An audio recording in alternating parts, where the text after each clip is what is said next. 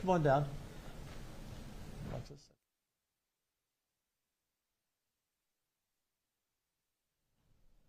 Were some of you in the hearing room to hear the testimony? Okay. So thank you for coming. You know, we pass a lot of legislation, a lot of important legislation in every session. There's a focus on school choice. There's a focus on cutting property taxes and fortifying the grid and addressing water and affordable housing. Those are all very important. But there's nothing more important than the safety of our citizens. There's nothing more important than pushing back when courts release dangerous felons onto the streets to kill again. There's nothing more important than the families that stand behind us and the children that they have lost. And these are not isolated cases. This is all over the state, and you could argue all over the country, by a judicial system that seems to focus more on the killers than those they killed. Senator Huffman has passed this package of bills for how many years? Well, since 19 we started this, and then the constitutional amendment since 21. And every time they've died in the House. That's just the facts. Democrats, particularly Democrats from Harris County, have been some of the biggest obstacles. You may not know this, but Andy Kahn testified earlier. He keeps track of everyone who's killed and who killed them and if they are out on bail. And I had to step out, so I didn't hear the final number, but it's well over 100. Harris County is the only one that keeps track of that. One of the bills we will also pass is to make sure every county above a certain size keeps those records, so we know, because we know anecdotally it's happening in other big counties around the state. I'm pleased, for the first time since I've been lieutenant governor, just 10 years, that the Speaker of the House has sat down and listened to their stories. When we left the hearing, we walked across to the Speaker's office, and we've been there for the last half hour. I appreciate Speaker Dustin Burrows. As he said, the best way I learn is to hear personal stories. I believe we have a commitment from the Texas House and from the Speaker to pass this bail bond package. He introduced us, and I know John Smithy for a long time. John Smithy is going to be handling these bills. I think that's a very positive sign. And it's time for the Texas House, and now that we've seen the leadership by the Speaker on this issue, it's time for the Democrats in the House to join the Democrats in the Senate. I mean, we passed these bills almost unanimously. Correct. Almost unanimously. The Democrats in the Senate understand. So I want to introduce Senator Huffman just to review the package of bills. There's also another bill, I believe it's Senate Bill 8, is a priority bill on 287Gs so that we don't have sheriffs letting out illegal aliens. They hold them for ICE. So that's another bill that will be carried. But I want her to talk about the package of bills, and then for the media to hear their stories and why they're here. I'm sad that I know them. I wouldn't know them if they had not lost children to killers who should have never been on the street and who were let out as soon as in 24 hours after they took the life of their family members. I wish I didn't know them. But these are courageous people, and they're fighting for their children's memories, and they're fighting for other families so this never happens to them. Senator Huffman. Thank you. Thank you all for being here and bringing attention to this issue that we have tried to bring attention to now for several years and have, but there comes a time sometimes when an injustice just has to end. And I don't know a better time than getting it done this session. These family members, these victims have come to us time and time again begging for an injustice to be righted.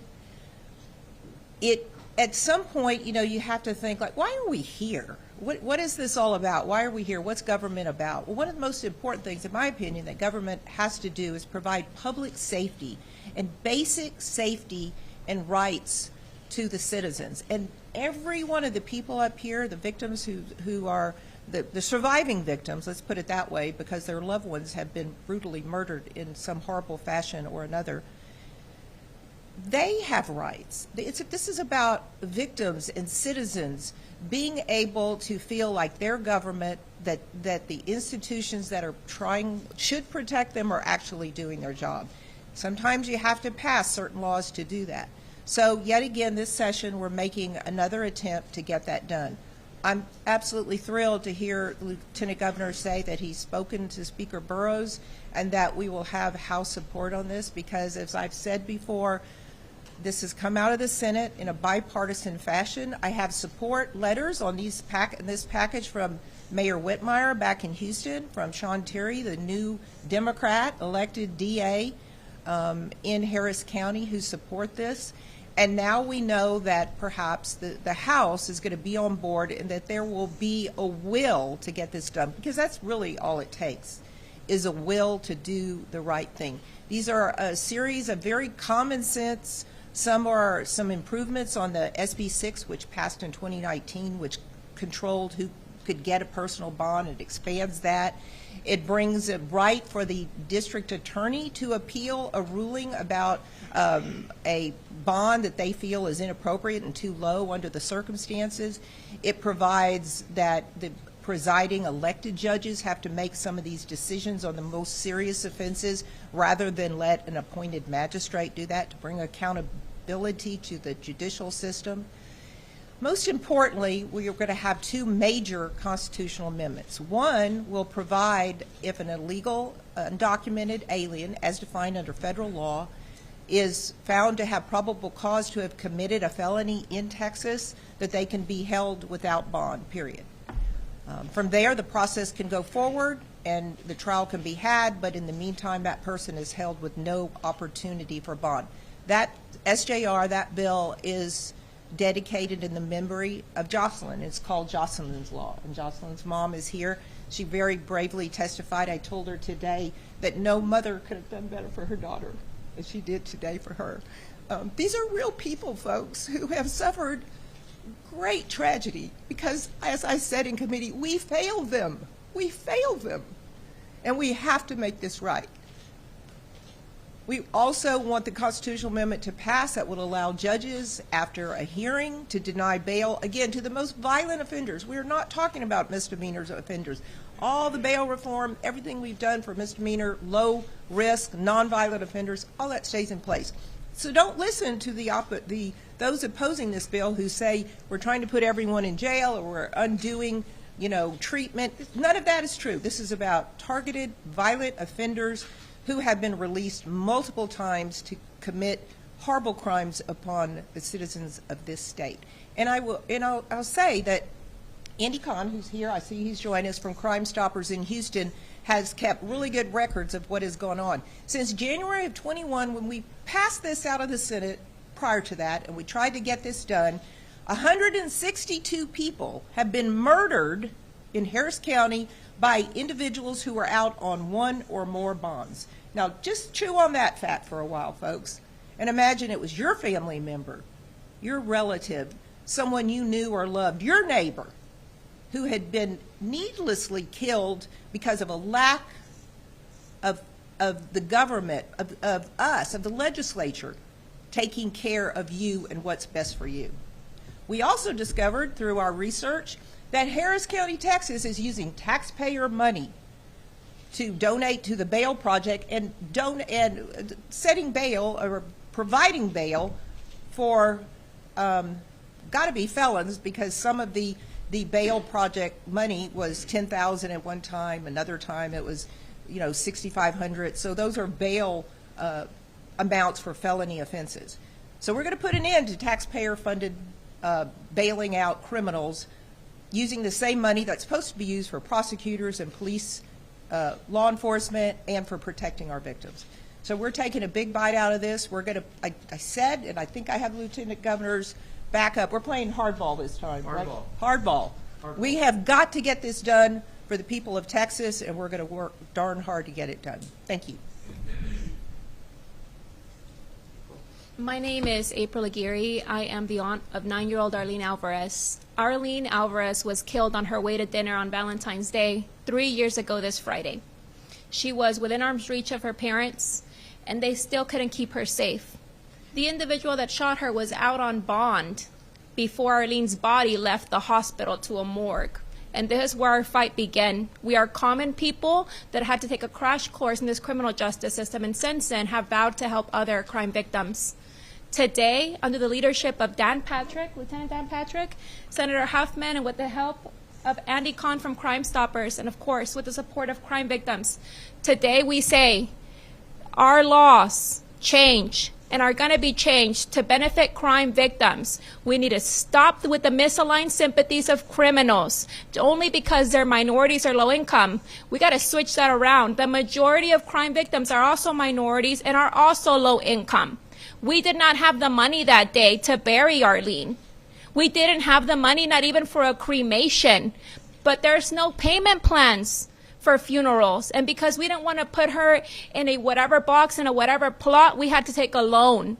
So why shouldn't criminals be financially burdened by their crimes when they commit them, but say that right now we have over 1,200 inmates waiting for trial in Harris County. You only see a couple of faces here representing crime victims. There's so many more out there that still don't have the ability to speak up. But today we speak for them. And I want to thank Governor Abbott for thinking about crime victims, because if we don't have a criminal justice system, we have anarchy. And you're going to force Texans to take matters into their own hands. We need a criminal justice system that works and that is centered around crime victims. Thank you so much. I'm going to present to you now some paperwork. And this is 16 pages of money sent over to the Bail Project, totaling $960,000. The same money that's supposed to be used for law enforcement is being used to bail out violent individuals, because guess what? Misdemeanors now get a PR bond. So this is all available on the auditor's website in Harris County. Unbelievable. I'm going to yield now to Jocelyn Nungare. Alexis Nungare, Jocelyn's mom. Good morning, everybody. My name is Alexis Nungare, the mother of Jocelyn Nungare. She was a 12-year-old girl who snuck out of our apartment one evening to go to the gas station to get a soda, and she ran into two individuals that she had no business running into. They were leaving a sports bar very late, drunk, under the influence of drugs. They lured her by asking for directions, and she was strangled to death. She was assaulted, and she was tied up, hands and feet, thrown at the bottom of a bayou under a bridge in a bed of water, found the next morning with no pants on.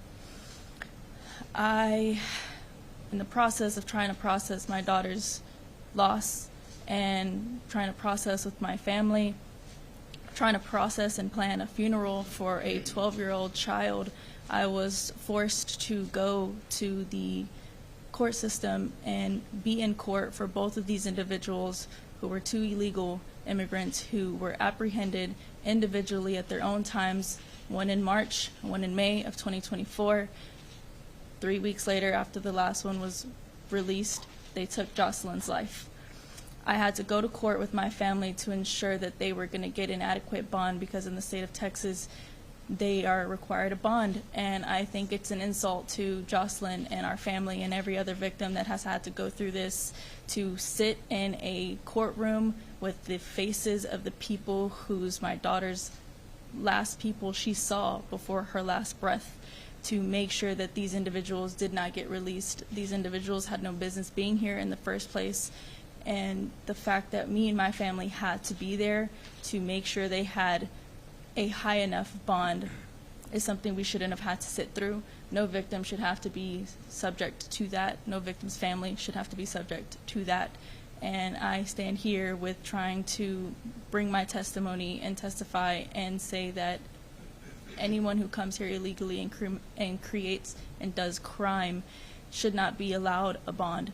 It's not right. It's very inhumane. The people who come here and do the things that they do just don't deserve the bond. Thank you so much.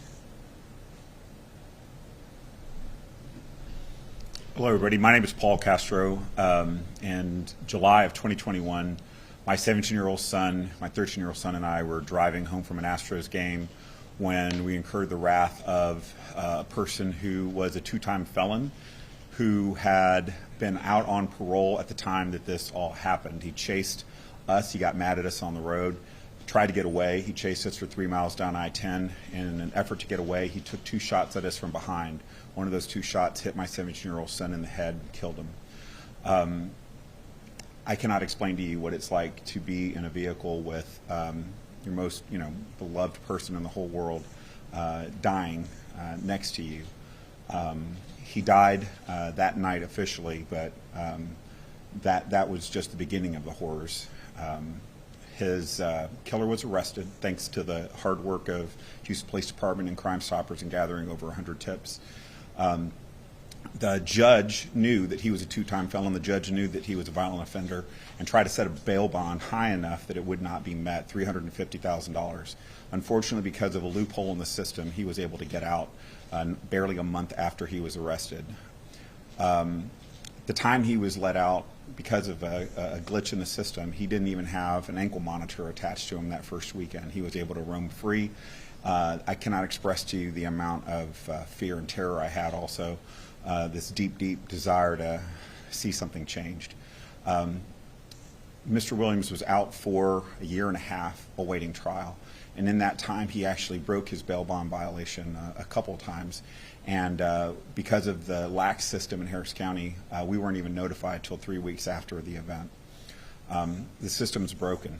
The fact that this person who was a known violent offender was able to achieve a bond at all, and the fact that in order to have stopped it, we would have had to have had my 13-year-old son testify as to what happened that night in 60-day intervals for perhaps as long as 4 years. It would have been a year and a half.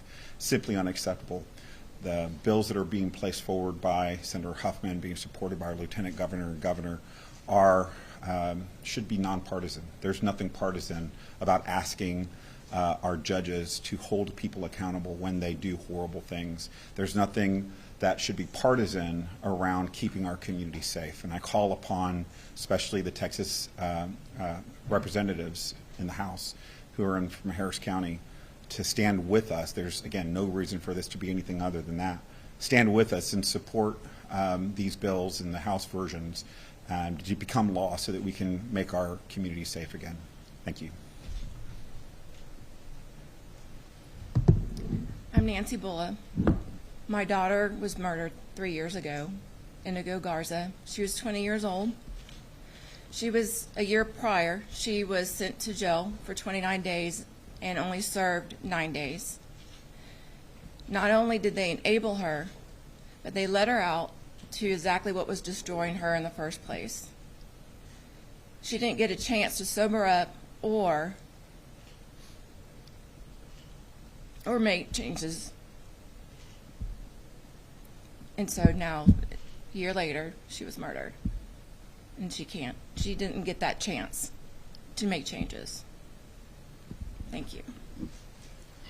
Before I introduce Andy, I want to be sure that all of you know the emphasis is on Harris County because they are the worst offenders. The judges on those benches are the worst offenders. And the magistrates who are not elected and not held accountable are the worst offenders. But make no mistake, this is a statewide problem because as the Comal County DA testified, as Brett Ligon in Montgomery County, and sheriffs all across the state, these killers don't just stay in Harris County or Dallas County or Travis County or Bexar County. They travel the state. And so no one is safe in Texas. If we have people arrested and put in jail for the murder of someone or the rape of someone or a child sex offender, and if a judge in a big county lets them out, they can go to a small county and your family and your children and your loved ones are in danger. Andy Kahn? Thank you, Lieutenant Governor Patrick, Senator Huffman. My name is Andy Kahn. I'm Director of Victim Services for Crime Stoppers of Houston. and I have the dubious honor of knowing everybody here under the worst possible scenario you can well imagine. I've been a victim advocate for over 30 years. I was out of the mayor's office for 18 years, Houston Police Department, and am now running Crime Stoppers Victim Services as well. In 2020, Crime Stoppers started noticing a trend of defendants charged with murder in Harris County that were out on multiple felony bonds or a PR bond, and as an organization, we decided we were going to take a deep dive into this issue, and going on 5 years, we're still taking a deep dive into this issue. Crime Stoppers in Houston is the only entity in this state that is actually keeping track of defendants who've been released on bond who are then charged with murder. I documented over 200 cases from 2019 through 2023 of defendants who were on multiple felony bonds. It's more than one felony bond, or they were on a personal recognizance, get out of jail free card, that were actually charged with murder. This week we documented 162 cases of defendants who are on bond that are now charged with murder since 2021 of Harris County. We're going to take it a step further and look at defendants who are currently out on bond and see what their status is for murder and see if they've been charged with any additional crimes that I know we've been doing. One of the things that we noticed in this long journey that we've come here is on a constitutional amendment to give judges discretion.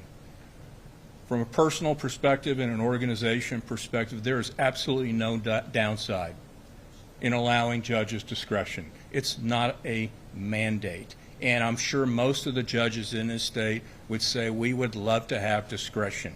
In Jocelyn's case, everybody was outraged when a cash bond was given. How could that happen? It's capital murder. Well, guess what? The judge had no choice. He had to grant a cash bond.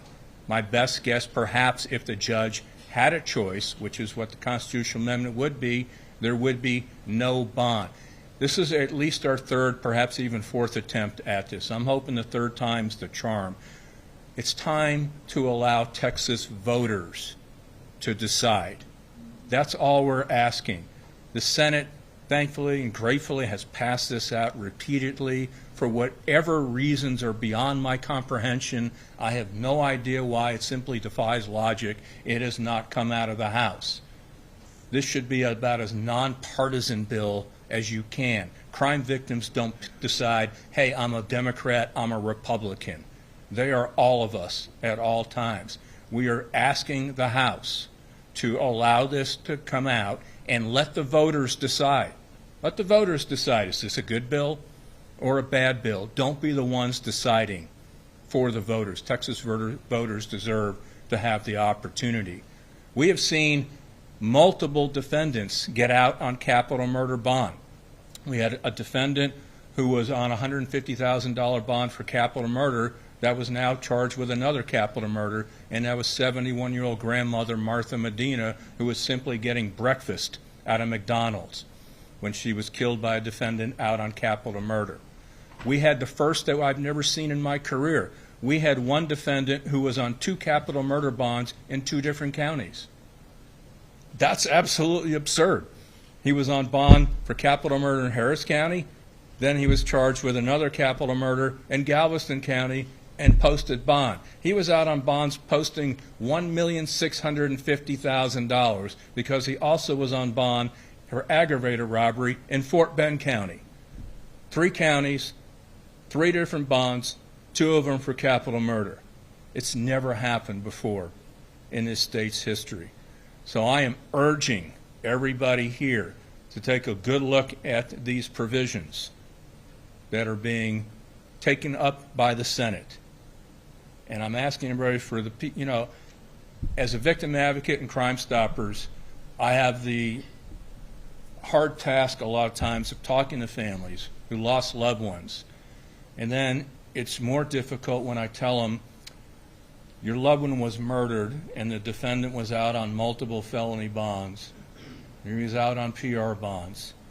What happened to your loved one was a tragedy, but it was so utterly preventable because the system failed you. It's time to end the failures. It's time for us to stop documenting cases like this. I urge everyone in the state to start doing what we're doing in Harris County, which is the focus right here, because we're the only entity doing that. I get asked, well, what's happening in Dallas, San Antonio, Fort Worth?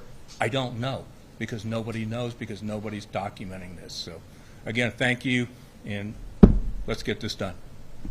We'll take a few questions for anyone. Governor, I wanted to ask about, so if all 88 House Republicans are on board, that means you would need a dozen or so Democrats. You were talking to Speaker Burrows this morning. I mean, did you get any indication from him about just the chances of that happening, or how the strategy might work to get bipartisan support? So first of all, Andy, thank you. We've been working for 30 years. We started the Houston Crime Commission a long time ago. It's been a long time, long before I was in office. The first meeting I had with Dustin Burrows, which was, I guess, a couple of weeks ago when we started, I made this a priority with him. I said we need to pass school choice, which is a priority, and we need to pass bail reform. He said, I'm supportive. I need to look at why it hasn't passed, but I'm supportive of it. Governor Abbott is in Washington today. Otherwise, Governor Abbott would have been in the hearing as well and would be here today. Dustin Burrows couldn't be in the hearing, but I texted him and I said, can I bring over these families to you? And he said, absolutely. So we left the hearing and went over there at 9:30. I am putting my faith in him that he will find 12 Democrats. I would think it should pass unanimously.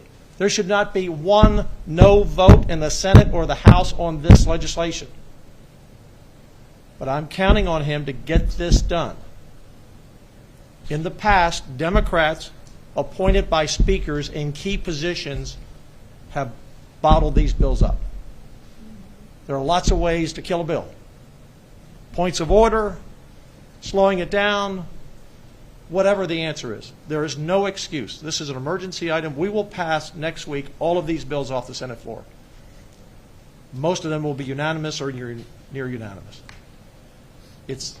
I'm putting my faith in the Speaker to get it done. I believe he's sincere about it, and he has the power to do it because he appointed 30 Democrats as vice chairs. At least 12 of them should come on board in return for their appointment. I would like to think they all would.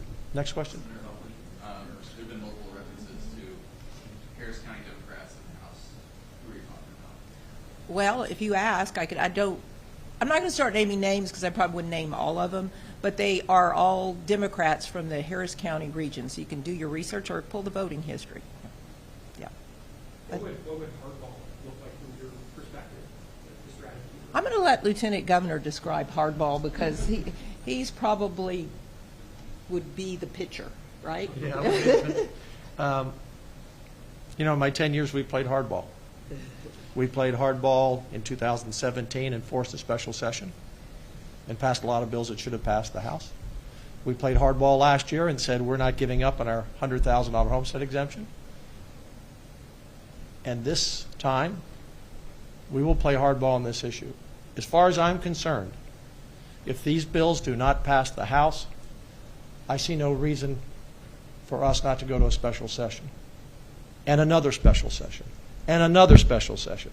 Because, as you heard from Andy, in the last several years since Chairman Huffman has passed this bill, over 100 people have been killed in Harris County that might be alive today if the House had passed the bill. This is serious stuff. This is life and death. These are people who will never forget their sons and daughters. So whatever it takes, we will not leave here until these bills pass the House. Period. If it takes 2 years, we'll keep coming back. That's hardball. In case you're wondering.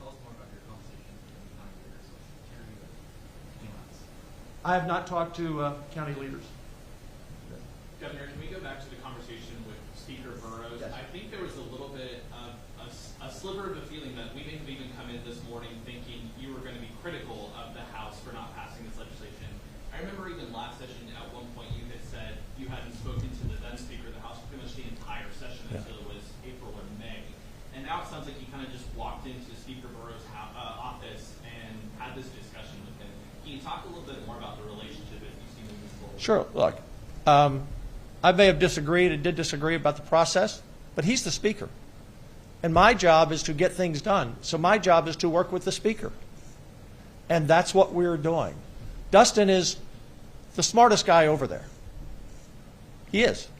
Very accomplished. And I've worked with him on a number of bills since he came in. He came in 15 when I became Lieutenant Governor. So he was kind of the right-hand man for both Dennis Bonnen and Dade Phelan. So we've had a working relationship, a respectful relationship. And we've met on the first day of session. I believe it was the first day or second day. And then we had breakfast.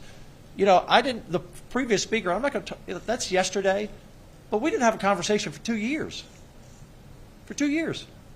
I've already had a meeting with him.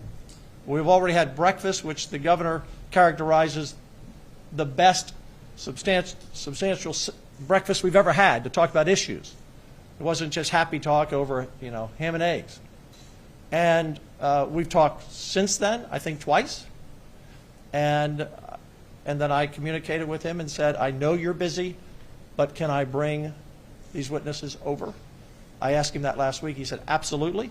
And so this morning, once we knew the time set and everything was set, I texted him this morning while I was in the hearing and said, I can bring them over at 9:30. Are you free? And he said, absolutely.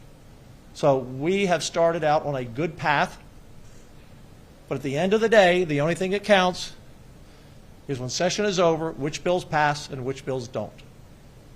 I'll do everything I can to help the Speaker have success. Any other questions? Well, thank you all for being here. Thank the families again.